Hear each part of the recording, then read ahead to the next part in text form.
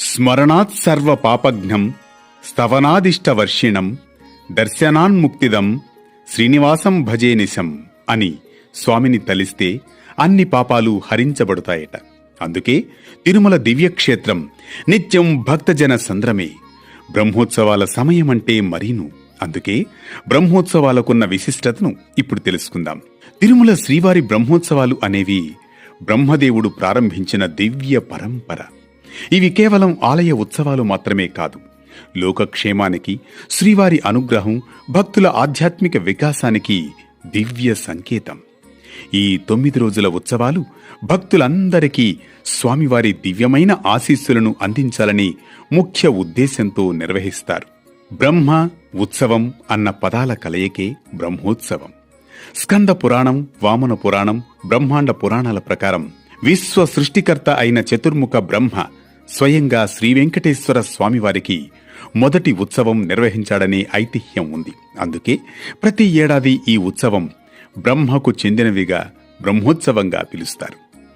భక్తజన ప్రియుడు, ఆశ్రిత కల్పతరువు, కోరిన వరాలనిచ్చే కోనేటి రాయుడైన శ్రీవెంకటేశ్వర స్వామివారు వెలసి ఉన్న తిరుమల దివ్యక్షేత్రంలో అన్నీ అద్భుతాలే. నిత్య కళ్యాణం, పచ్చతోరణంగా ప్రసిద్ధిగాంచిన వెంకటాచలంలో ప్రతిరోజు ఉత్సవమే. సుప్రభాతం, తోమాల సేవ, సహస్రనామార్చన వంటి నిత్యోత్సవాలు, అష్టదళ పాద పద్మారాధన, తిరుప్పావడ సేవ, పూలంగి సేవ, శుక్రవారాభిషేకం వంటి వారోత్సవాలు, రోహిణి, ఆరుద్ర, పునర్వసు, శ్రవణం వంటి నక్షత్రోత్సవాలు, కోయిలాళ్వార్ తిరుమంజనం, ఉగాది ఆస్థానం, తెప్పోత్సవాలు, పద్మావతి పరిణయోత్సవాలు, జ్యేష్ఠాభిషేకాలు, ఆణివార ఆస్థానం, పవిత్రోత్సవం, బ్రహ్మోత్సవం వంటి సంవత్సరోత్సవాలతో ప్రతిరోజూ ఒక పండుగగా, ప్రతి పూట పరమానంద భరిత నివేదనలతో ఏడుకొండలవాడు ఏడాది పొడవునా పూజలందుకుంటూ ఉత్సవాల దేవునిగా ఆరాధింపబడుతున్నాడు.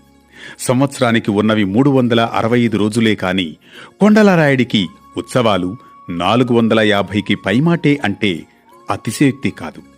అలంకార ప్రియుడైన శ్రీహరి వైభవాన్ని తిలకింప 1000 కన్నులైనా చాలవు.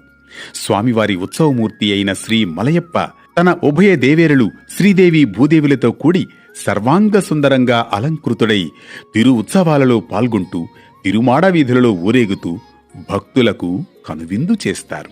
చారిత్రకంగా చూసినట్లయితే 10వ శతాబ్దంలో పల్లవరాణి సామవాయి కాలంలో తిరుమల శ్రీవారికి ఏడాదికి 2 సార్లు బ్రహ్మోత్సవాలు నిర్వహించినట్లు శాసనాధారాలు ఉన్నాయి.